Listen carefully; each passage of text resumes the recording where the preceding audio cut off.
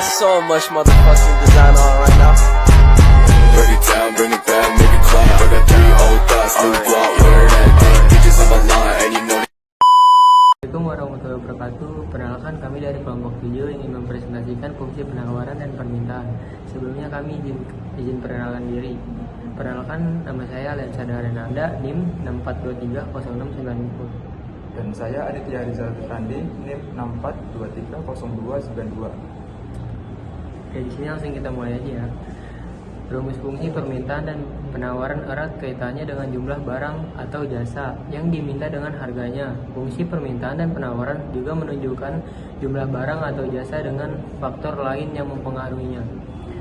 Apa itu fungsi permintaan?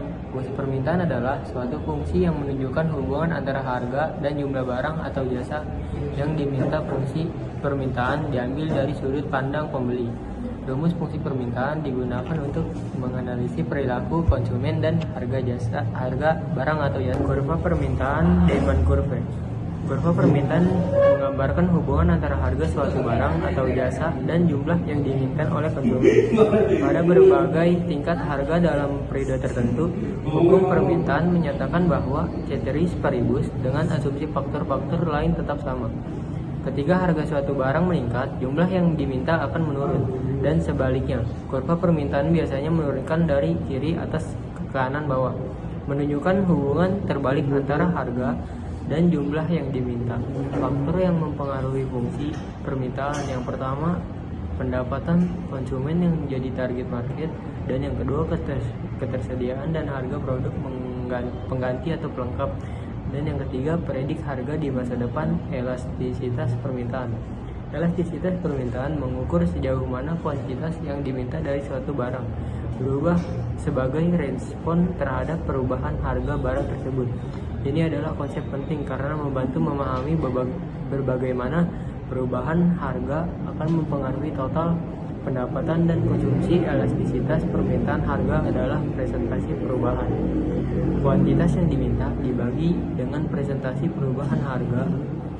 Jenis-jenis elastisitas permintaan: yang pertama, permintaan elastisitas; yang kedua, permintaan inelastis; dan yang ketiga, permintaan unit elastis; keempat, permintaan elastisitas sempurna; dan yang terakhir, permintaan inelastisitas sempurna.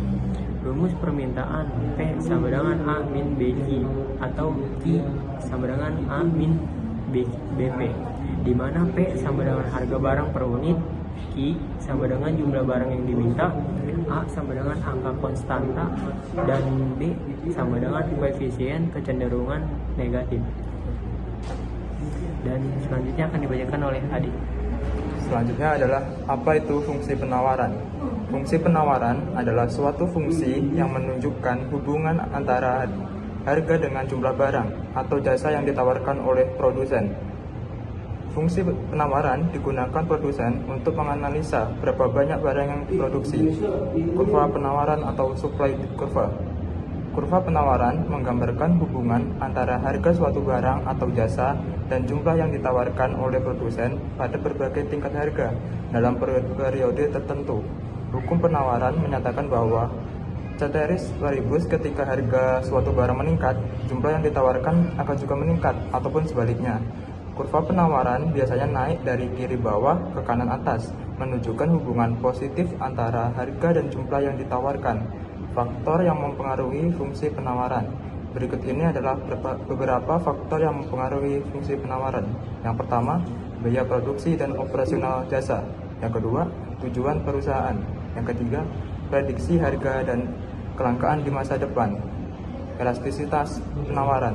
Elastisitas penawaran mengukur sejauh mana kuantitas yang ditawarkan dari suatu barang berubah sebagai respon terhadap perubahan harga barang tersebut. Elastisitas penawaran harga adalah persentase perubahan kuantitas yang ditawarkan dibagi dengan persentase perubahan harga. Jenis-jenis elastisitas penawaran. Yang pertama, penawaran elastisitas. Yang kedua, penawaran inelastisitas. Yang ketiga, penawaran unit elastisitas. Yang keempat, penawaran elastisitas. Dan yang kelima, penawaran inelastisitas sempurna. Faktor-faktor yang mempengaruhi elastisitas penawaran. Yang pertama, kemampuan penyimpanan. Yang kedua, fleksibilitas produksi. Yang ketiga, waktu. Dan yang terakhir, mobilitas faktor produksi. Rumus dari fungsi penawaran.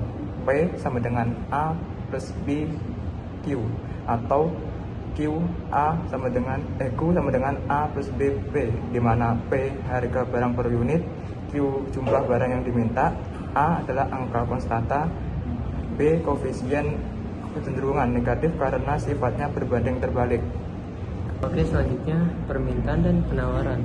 Pasar mencapai keseimbangan equilibrium ketika kuantitas yang diminta sama dengan kuantitas yang ditawarkan pada harga tertentu. Di titik ini tidak ada surplus atau kekurangan barang di pasar. Yang pertama, titik keseimbangan equilibrium point, titik di mana kurva permintaan dan kurva penawaran berpotongan. Pada titik ini jumlah yang diminta oleh konsumen sama dengan jumlah yang ditawarkan oleh produsen. Dan yang kedua, harga keseimbangan equilibrium reach, harga pada titik keseimbangan di mana pasar berada dalam keadaan seimbang. Artinya tidak ada kelebihan penawaran atau permintaan. Dan yang ketiga, jumlah keseimbangan equilibrium quantity, jumlah barang atau jasa yang diperdagangkan pada harga keseimbangan. Selanjutnya adalah contoh interaksi permintaan dan penawaran dalam kehidupan sehari-hari. Yang pertama, pasar buah. Jika ada panen buah yang melimpah, penawaran meningkat sehingga harga buah turun. Konsumen dan pembeli lebih banyak buah yang karena harganya lebih murah, mencapai keseimbangan baru. Yang kedua, pasar properti. Jika banyak orang membeli rumah, permintaan tinggi tetapi harga sedikit rumah yang terjual, penawaran rendah, harga rumah akan naik hingga mencapai titik keseimbangan di mana jumlah pembeli dan penjual sama. Oke, selanjutnya perubahan dalam permintaan dan penawaran. Yang pertama, seperti pendapatan, preferensi, harga barang, substitusi, dan komplementer, dan lain-lain. Dan yang kedua, kurva permintaan bergeser ke kanan, peningkatan permintaan, atau ke kiri, penurunan permintaan. Dan yang ketiga, pergeseran kurva penawaran dapat terjadi karena perubahan dalam biaya produksi, teknologi harga barang lain, dan lain-lain. Dan yang keempat, kurva penawaran bergeser ke kanan, peningkatan penawaran, atau ke kiri, penurunan penawaran. Dengan memahami kurva permintaan dan penawaran, kita dapat menganalisis bagaimana perubahan dalam berbagai faktor dapat mempengaruhi harga dan jumlah barang yang diperdagangkan di pasar. Adalah analisis keseimbangan pasar interaksi antara fungsi permintaan dan penawaran adalah keseimbangan pasar. Keseimbangan pasar akan menciptakan harga dan jumlah keseimbangan pasar. Syarat keseimbangan pasar adalah jumlah barang permintaan dan penawaran harus sama, atau QP sama dengan QS, dan harga permintaan dan penawaran juga harus sama, PD sama dengan PS. Secara aljabar, keseimbangan ini didapatkan dengan sistem persamaan linier antara fungsi permintaan dan penawaran secara simultan. Sementara secara geometri digambarkan oleh perpotongan kurva permintaan dan penawaran. Oke, selanjutnya contoh soal. Ketika harga barang Rp 16.000 per unit, permintaan raras sebanyak 18 unit. Namun ketika harga barangnya Rp 14.000 per unit, maka permintaan raras menjadi 22 unit. Berapakah fungsi permintaan raras? Diketahui Q2 sama dengan 22, P2 sama dengan Rp 14.000, Q1 sama dengan 18, P1 sama dengan Rp 16.000. Itu memakai persamaan garis lurus.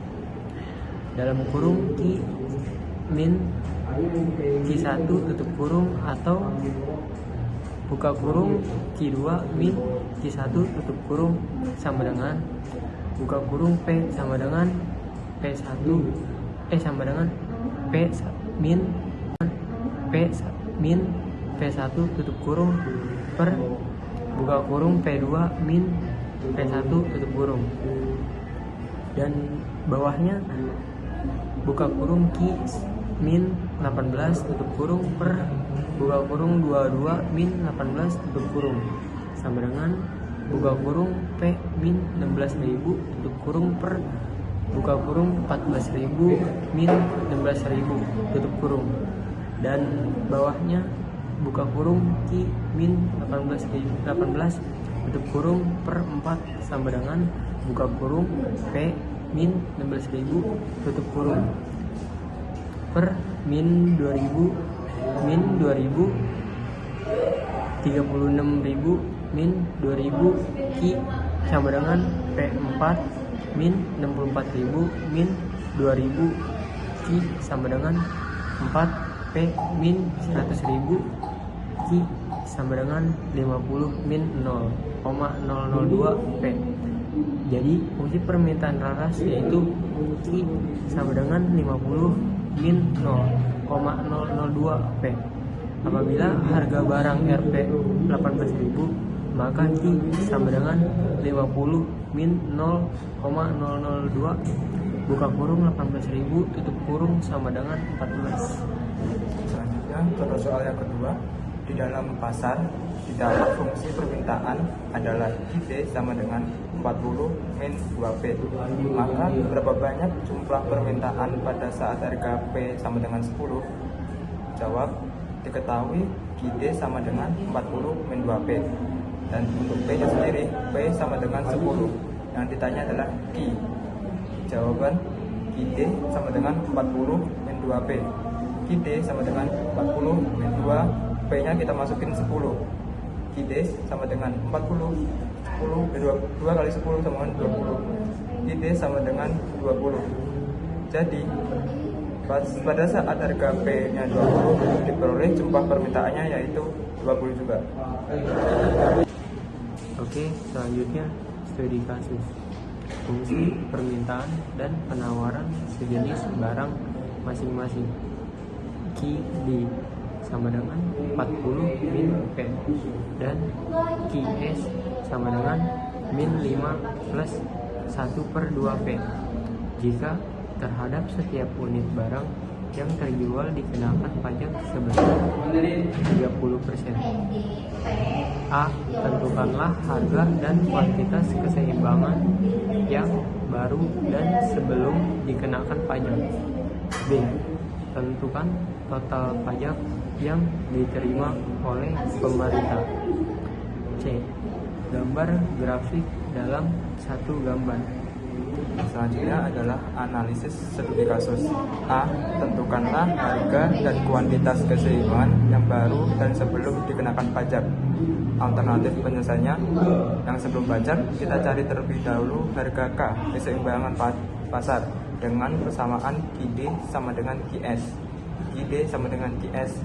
QD kita masukin 40 min P sama dengan min 5 plus setengah P. Min 40 min P plus P sama dengan min 5 plus setengah P plus P. Kedua ruas ditambah P. 40 sama dengan min 5 plus 3 per 2 P. 40 tambah 5 pindah ruas sama dengan 3 per 2 P. 40 tambah 5, 45 ditambah 3 per 2 P. Kita pindah ruaskan, 3 per 2 jadi 2 per 3. 45 kali 2 per 3 sama dengan P. Hasilnya adalah 90 per 3 sama dengan P. P sama dengan 30. Ditemukan untuk harga keseimbangan P sama dengan 30. Kemudian kita substitusikan P30 di persamaan untuk mencari kuantitas keseimbangan atau QD. QD sama dengan 40 min P. Tadi min P-nya sama dengan 30. Berarti 40 dikurangi 30. QD ditemukan 10. Dapat disimpulkan bahwa harga keseimbangan pasar sebelum pajak adalah 30. Untuk kuantitas keseimbangan sebelum pajak, QD sama dengan 10. Sesudah pajak, kita misalkan untuk PC adalah harga yang dibayarkan konsumen dan PS adalah harga yang diterima penjual dengan pajak sebesar 30%. PC sama dengan PS plus 30% kali PS. PS sama dengan 30%, 30/100 dikali PS. PC sama dengan 13/10 dikali PS. Kemudian kita masukkan PC 13/10 PS ke persamaan. IT sama dengan GS. 40 min PC sama dengan min 5 kali 1/2 PS. 40/13/10 PS sama dengan min 5 plus 1/2 PS. 40 tambah 5 sama dengan 1/2 PS tambah 13/10 PS. 45 sama dengan 18/10 PS. 45 dikali 10/18 sama dengan PS, sama dengan 1/2 PS tambah 13/10 PS. 45 sama dengan 18/10 PS. 45 dikali 10/18 sama dengan PS. 450/18 sama dengan PS. PS sama dengan 25. Ditemukan harga yang diterima penjual, PS sama dengan 25. Selanjutnya kita masukkan ke persamaan. PC sama dengan 13/10 PS. PC sama dengan 30/10, PS-nya 25. Jadi PC sama dengan 32,5. Ditemukan harga yang dibayar konsumen, PC sama dengan 32,5. Selanjutnya kita mencari kuantitas keseimbangan setelah pajak atau QS. QS sama dengan min 5 per setengah PS. Min 5 sama dengan setengah, PS nya 25. Min 5 sama dengan tambah 12,5, QS sama dengan 7,5. Dapat disimpulkan bahwa harga yang diterima penjual PS sama dengan 25.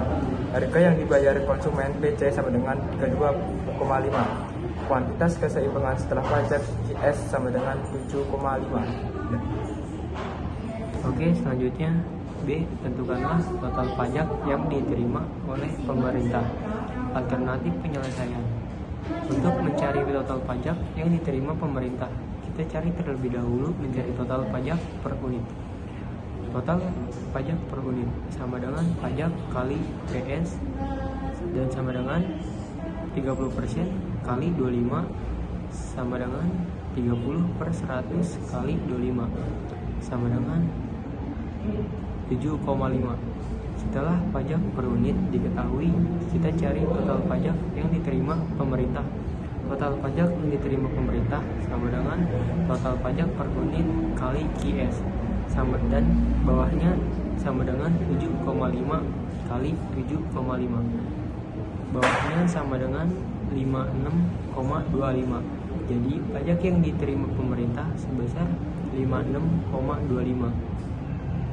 Oke, untuk selanjutnya gambar grafik dalam satu gambar. Alternatif penyelesaiannya, untuk kurva garis yang pertama yang dari kiri bawah menuju kanan atas, diketahui kuantitas keseimbangan setelah pajak atau QS didapat 7,5 dan harga yang diterima penjual atau PS didapat 25. Dan untuk kurva garis kiri atas menuju kanan bawah, diketahui harga keseimbangan pajak sebelum pajak atau P didapat 30 dan kuantitas keseimbangan sebelum pajak atau QD didapat 10. Oke, sekian presentasi dari kelompok kami. Kurang lebihnya mohon maaf. Wassalamualaikum warahmatullahi wabarakatuh.